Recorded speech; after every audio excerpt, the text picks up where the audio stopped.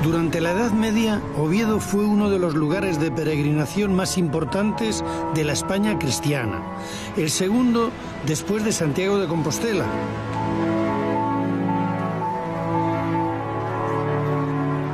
Hasta su catedral, consagrada a San Salvador, llegaban diariamente decenas de peregrinos que se desviaban de la ruta jacobea en León para llegar hasta aquí.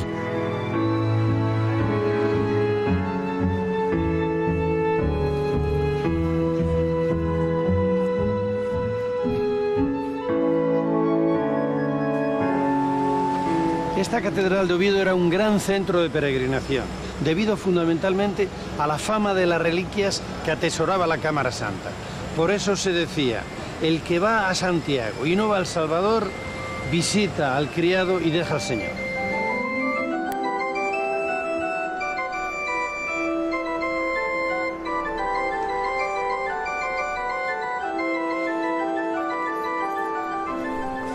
Vamos a hacer un poquito de memoria. Y recordemos que en el año 711 se produce la invasión árabe de la península ibérica. Desde el sur van hacia el norte. En 5 años ya están en Asturias, sin apenas encontrar resistencia hasta que aquí en Asturias se tropiezan con Pelayo, que en la batalla de Covadonga vence por primera vez a los musulmanes. A partir de ahí se inicia la Reconquista y se forma el Reino de Asturias. En total hubo 12 reyes asturianos. El primero fue Pelayo y la primera capital-estado, Cangas de Onís. Uno de esos reyes asturianos, Alfonso II el Casto, decide trasladar la capital del Reino de Asturias a Oviedo. Y con ese motivo construye aquí un palacio y una serie de iglesias, entre ellas San Tirso y una basílica prerrománica en el lugar donde hoy se levanta la catedral gótica.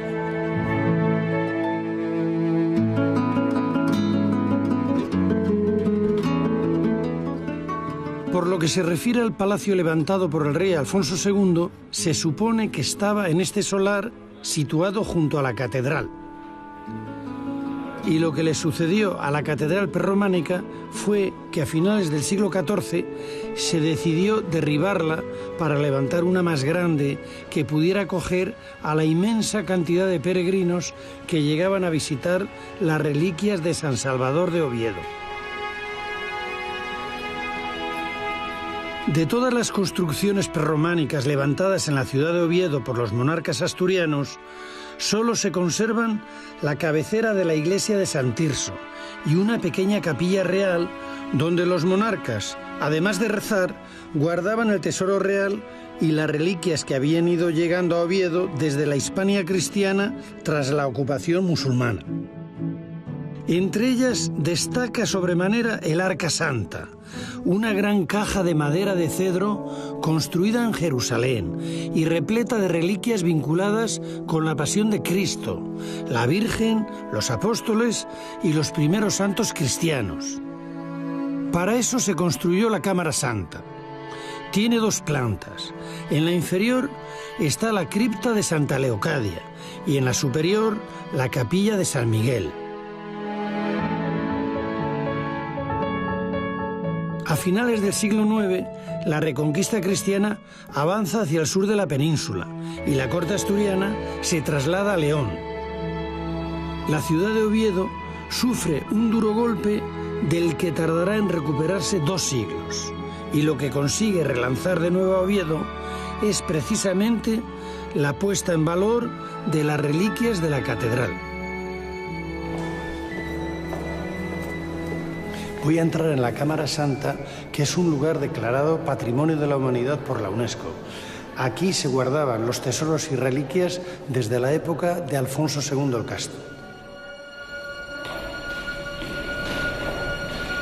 Recordamos un poquito lo que veis ahí detrás de la verja negra.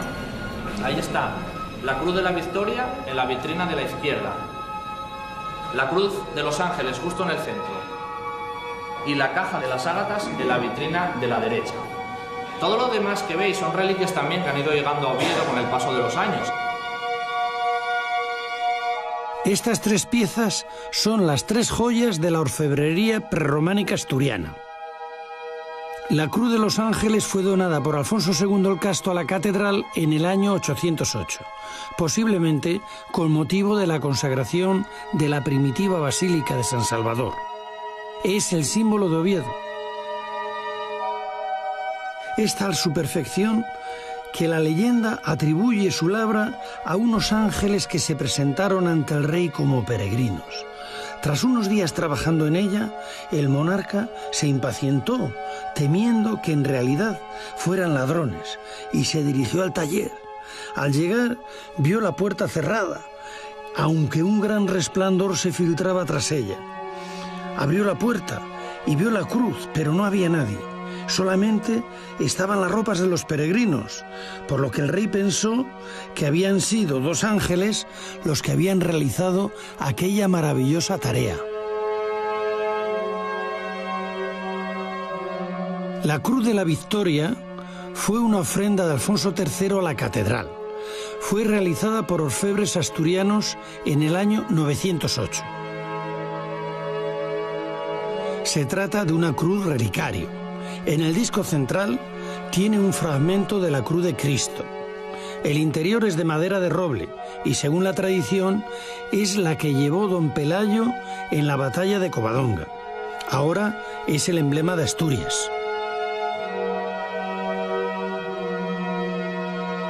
La caja de las ágatas es un regalo del príncipe Fruela, hijo de Alfonso III, a la catedral. Es del año 910.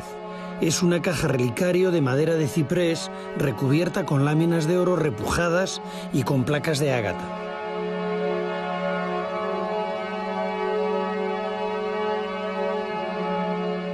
El Arca Santa es la otra gran obra de orfebrería de la Cámara Santa.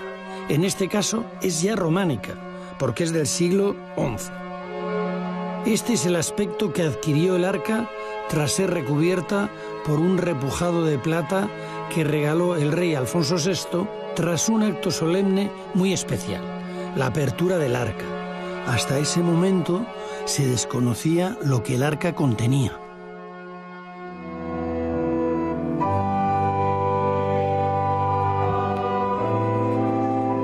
El acto de apertura del arca tuvo lugar tras 3 días de preparativos, ayunos y abstinencias el día 13 de marzo del año 1075, en presencia de varios obispos y gran parte de la nobleza, entre ellos Rodrigo Díaz de Vivar, el Cid campeador.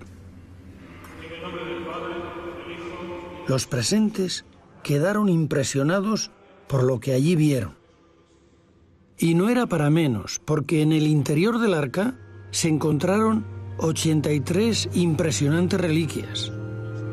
Púas de la corona de espina y restos de la cruz y de la túnica y la sangre de Cristo, el sudario que le cubrió la cabeza tras su muerte, un trozo del pan de la última cena, leche de la Virgen y además los restos de buen número de santos, mártires y 7 apóstoles. En suma, las reliquias más buscadas y apreciadas de toda la cristiandad. Estas reliquias convirtieron a San Salvador de Oviedo en el relicario más importante de España y la catedral pasó desde entonces a ser un gran centro de peregrinación.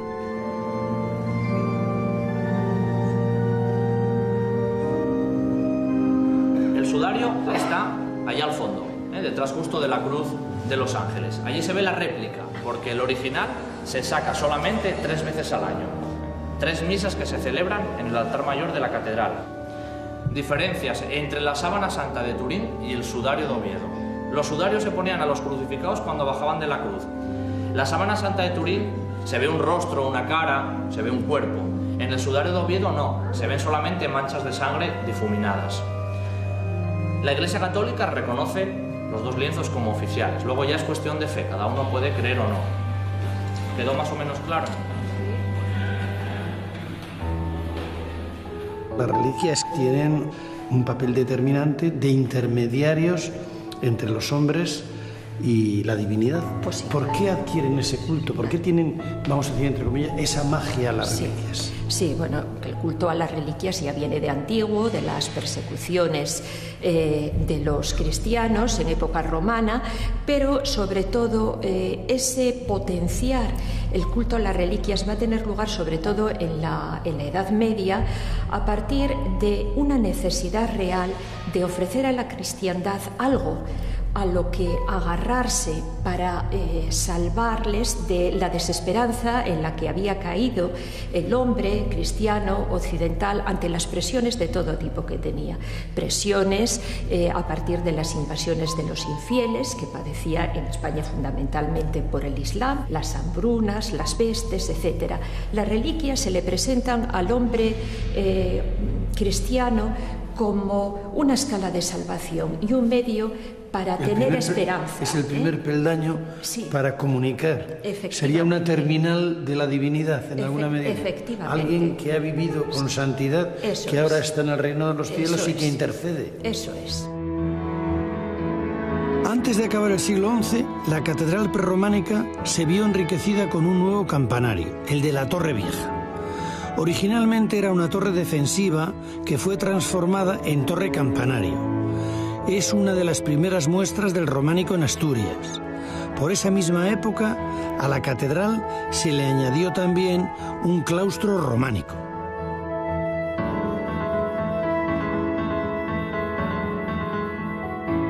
Dios como el sello, hombre Santa Catalina. Sí. Las peregrinaciones habían ido adquiriendo para la catedral una gran importancia, entre otras razones porque suponían unos considerables ingresos económicos. Por eso, a mediados del siglo XII, la Cámara Santa fue reformada para realzar el espacio destinado a la exposición de las reliquias. Para ello, se le adosaron en el exterior unos arcos ciegos de refuerzo y se sustituyó el viejo tejado de madera por una bóveda de cañón.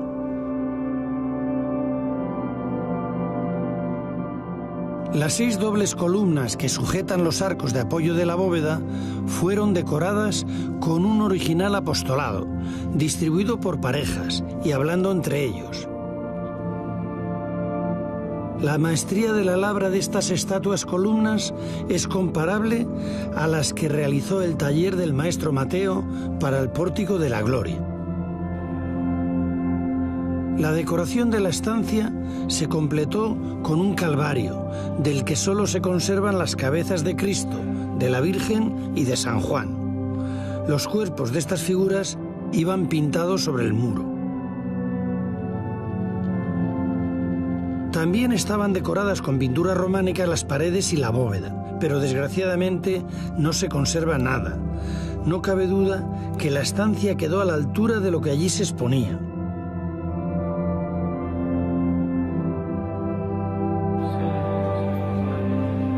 La última obra importante del románico en la catedral es la talla de San Salvador, de comienzos del siglo XIII. Es una talla de grandes dimensiones que durante la Edad Media presidía el altar mayor, desde donde acogía a los peregrinos que venían a venerar las reliquias. Es de piedra y su policromía conserva aún la fuerza de cuando fue pintada.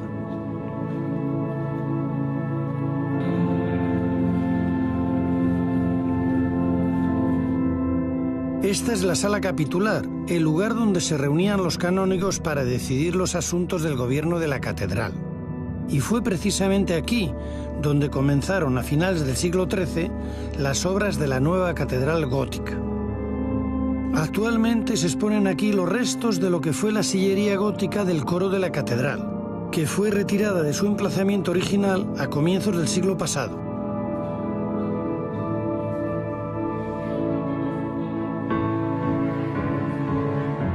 Las obras continuaron por el claustro. Para ello, tuvieron que derribar el claustro románico levantado en este lugar cuando se reformó la Torre Vieja. Esta pareja de esculturas que representan a San Pedro y San Pablo es lo más valioso que nos queda del claustro derribado. La construcción del nuevo claustro duró algo más de 100 años. Se acabó en el siglo XV. El segundo piso es un añadido posterior, ya del siglo XVIII.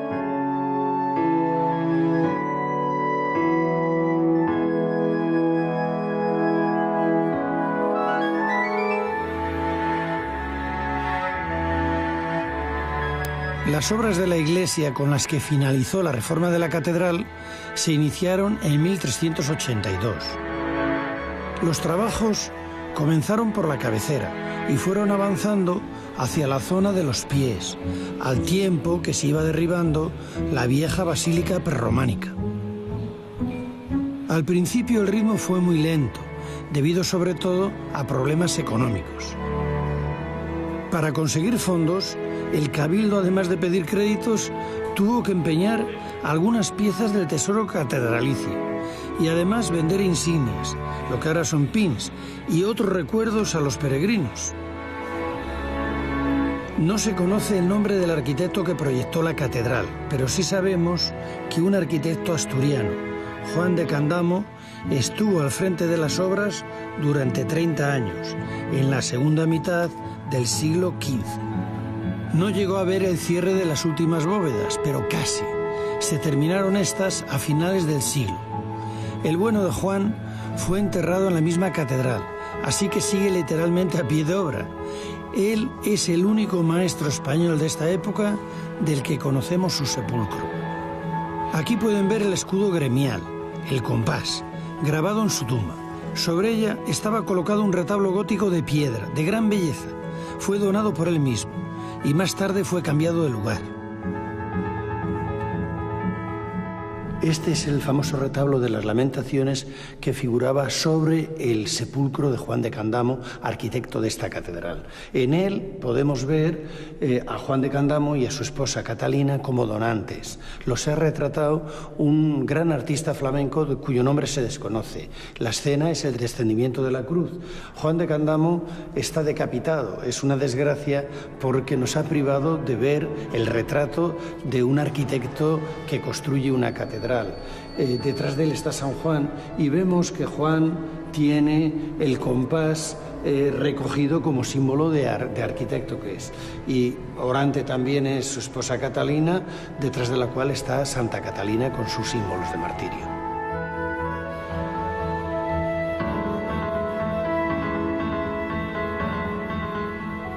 La Catedral de Oviedo es una de las catedrales góticas españolas que más tardaron en acabarse.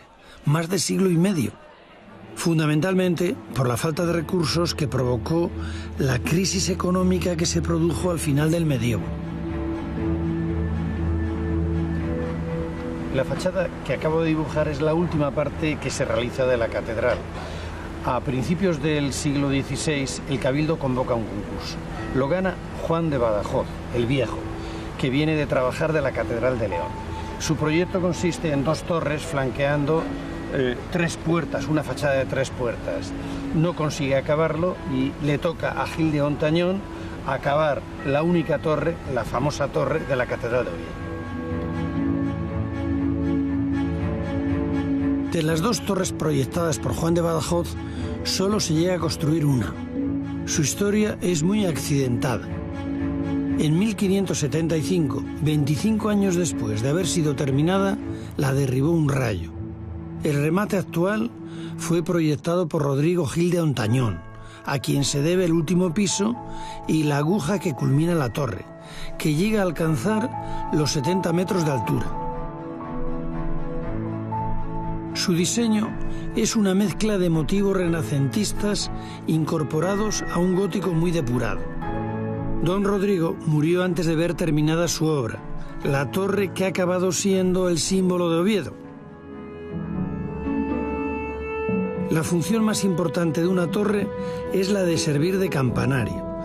Entre las campanas de esta catedral hay una muy especial, que es de comienzos del siglo XIII y que pertenecía a la catedral antigua. Esa campana tiene una inscripción que dice: para honrar a Dios y a la patria. Se llama La Bamba.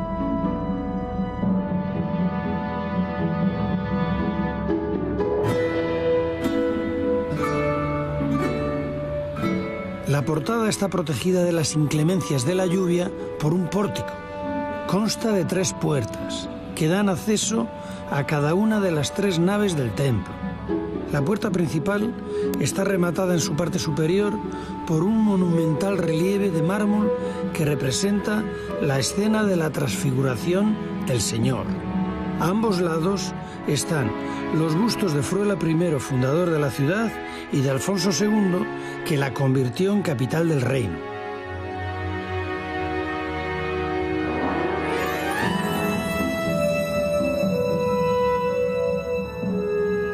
Mientras en el exterior se levantaba la fachada, en el interior se trabajaba en este monumental retablo de madera policromada. Lo hizo el escultor Girarte de Bruselas, ayudado por otros artistas flamencos. Lo empezaron en 1512. El dorado y el policromado son de otro flamenco, el pintor León Picardo. El retablo lo encargó el obispo don Valeriano Ordóñez, que es este señor que reza piadosamente a los pies de la Virgen mientras ésta es coronada.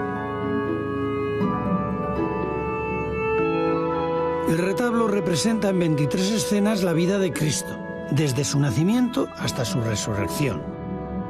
Es realmente un resumen muy pedagógico del Nuevo Testamento, pensado para ilustrar a los fieles que no sabían leer, muy numerosos en aquellos siglos.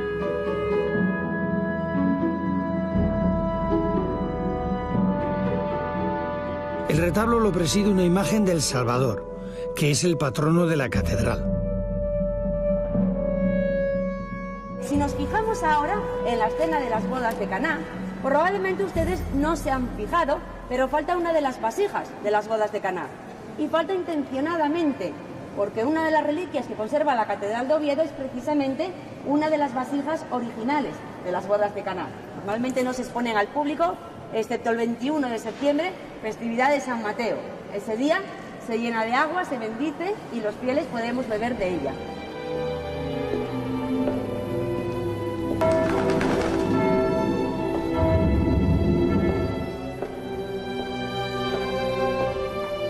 Hay pocas catedrales en España tan literarias como la de Oviedo.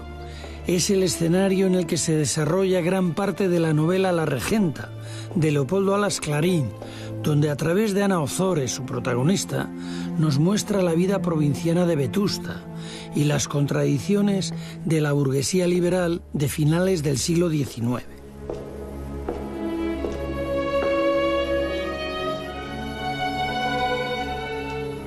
Esta catedral tiene otra cosa que es el valor literario, ¿no? El ser tan protagonista de una novela tan importante como La Regenta, ¿no?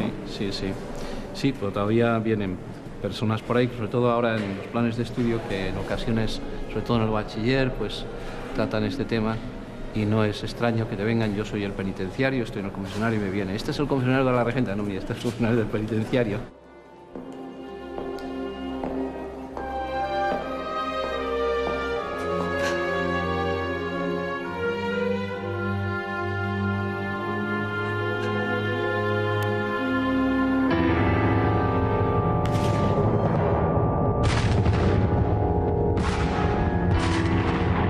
Las manos del hombre que con tanto esfuerzo y tenacidad son capaces de levantar edificios tan bellos como esta Catedral de Oviedo, son también capaces sin esfuerzo de derribarlos. Algo parecido sucedió con esta catedral el año 34 del siglo pasado, durante la Revolución de Asturias. Bueno, Benito, una catedral es una obra humana de siglos. Sí. Y a veces el paso del tiempo y la actuación del hombre van erosionando, incluso ponen en peligro la vida de la catedral. Esto ocurrió aquí en el 34 con la Revolución de Asturias. ¿Qué daño sufrió la catedral fundamentalmente? Me imagino que fueron incendios, ¿no? Bueno, hubo una explosión muy grande. Ah, ¿también? Sí, debajo de Cámara Santa, en la cripta, pusieron una carga de dinamita y la volaron. O sea que ahí están todas las fotografías de entonces, que verdaderamente da pánico. Entonces eso fue el mayor daño que hubo. Y luego, pues en ese fregado, la expresión del 34 en octubre, pues toda esta zona en concreto quedó muy dañada de tiros en las sí, hemos columnas, visto, claro, sí, de balazos, en fin. El 36 en cambio, o el 37, estaba al frente en el Naranco y efectivamente la torre quedó desmochada, pero no hubo en la catedral dentro, desde dentro no hubo daños especiales.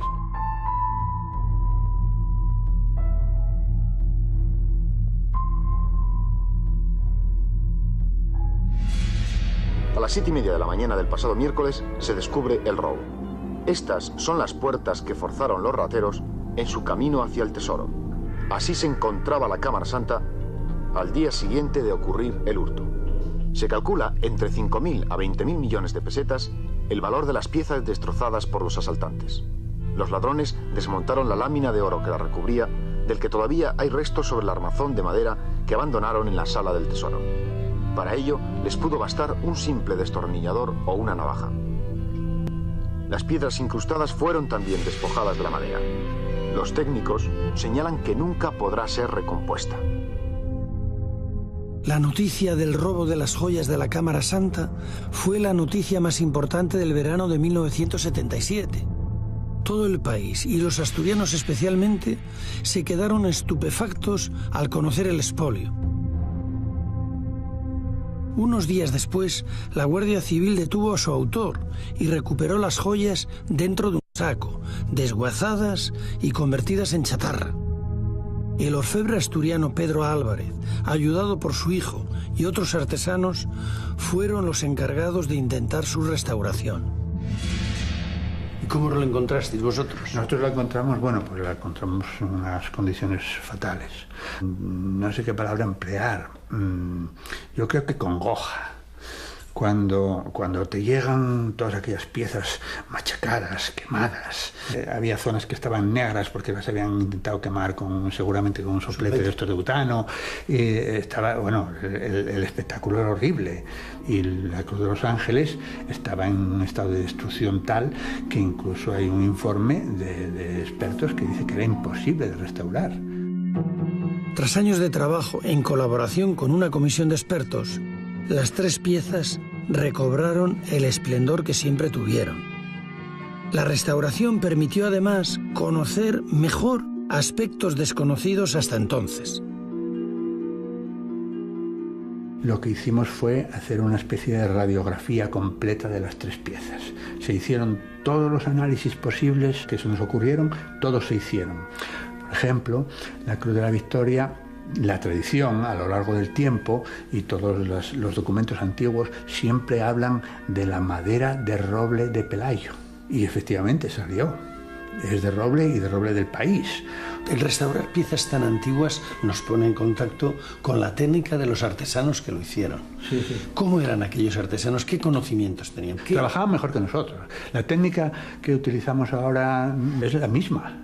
O sea, lo que pasa es que tenemos una tecnología que nos permite ganar tiempo, pero la técnica que utilizamos es igual. En la Cruz de los Ángeles, concretamente, si nosotros tenemos que hacer ahora otra vez una Cruz de los Ángeles, la hacemos, pero tenemos mucha dificultad. Y si nos trasladamos al año 808, que son 1200 años, es que yo me imagino a aquella gente vestidos con sacos y con pieles de osos y haciendo aquellas cosas, y es que dices tú, bueno, es que esta gente eran unos fenómenos.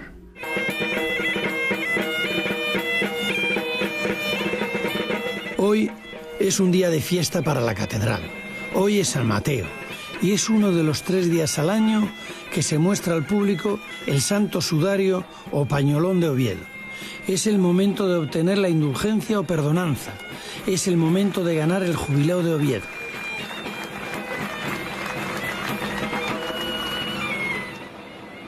Este es uno de los muchos motivos por los que los peregrinos se siguen acercando hasta San Salvador, la catedral que guarda desde hace siglos el mayor tesoro de reliquias de todos los templos cristianos de España.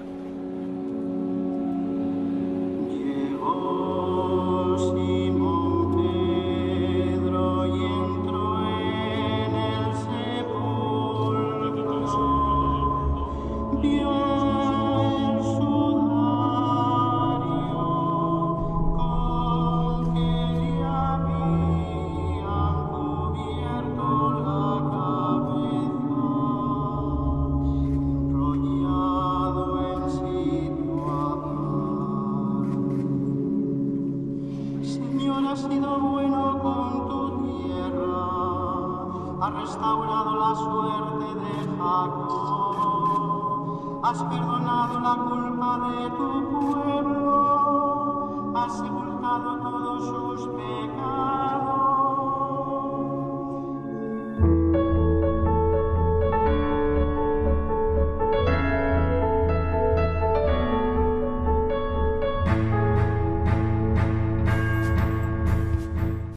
Hasta su catedral, consagrada a San Salvador, llegaban diariamente decenas de peregrinos que se desviaban de la ruta jacobea en León para llegar hasta aquí.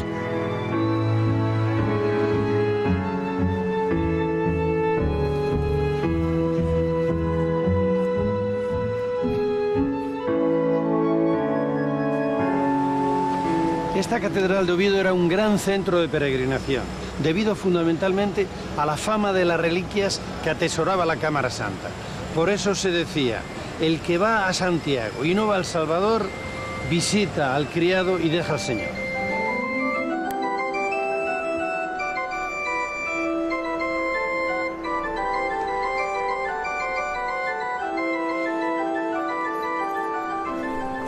Vamos a hacer un poquito de memoria. Y recordemos que en el año 711... Entre ellas destaca sobremanera el Arca Santa, una gran caja de madera de cedro construida en Jerusalén y repleta de reliquias vinculadas con la pasión de Cristo, la Virgen, los apóstoles y los primeros santos cristianos. Para eso se construyó la Cámara Santa. Tiene dos plantas. En la inferior está la cripta de Santa Leocadia y en la superior la capilla de San Miguel. A finales del siglo IX, la reconquista cristiana avanza hacia el sur de la península y la corte asturiana se traslada a León. La ciudad de Oviedo sufre un duro golpe del que tardará en recuperarse 2 siglos. Y lo que consigue relanzar de nuevo a Oviedo es precisamente... Por lo que se refiere al palacio levantado por el rey Alfonso II, se supone que estaba en este solar situado junto a la catedral. Y lo que le sucedió a la catedral prerrománica fue que a finales del siglo XIV se decidió derribarla para levantar una más grande que pudiera acoger a la inmensa cantidad de peregrinos que llegaban a visitar las reliquias de San Salvador de Oviedo.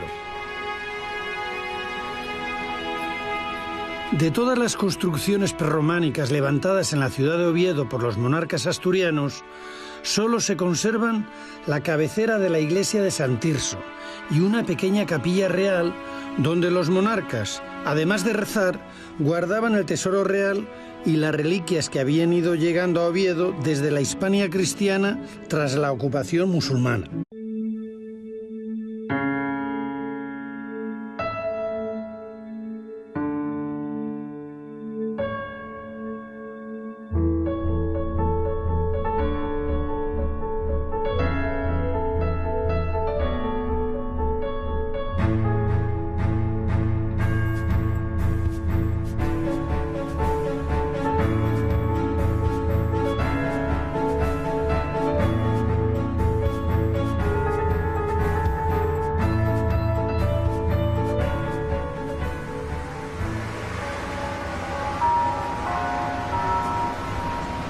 Durante la Edad Media, Oviedo fue uno de los lugares de peregrinación más importantes de la España cristiana, el segundo después de Santiago de Compostela.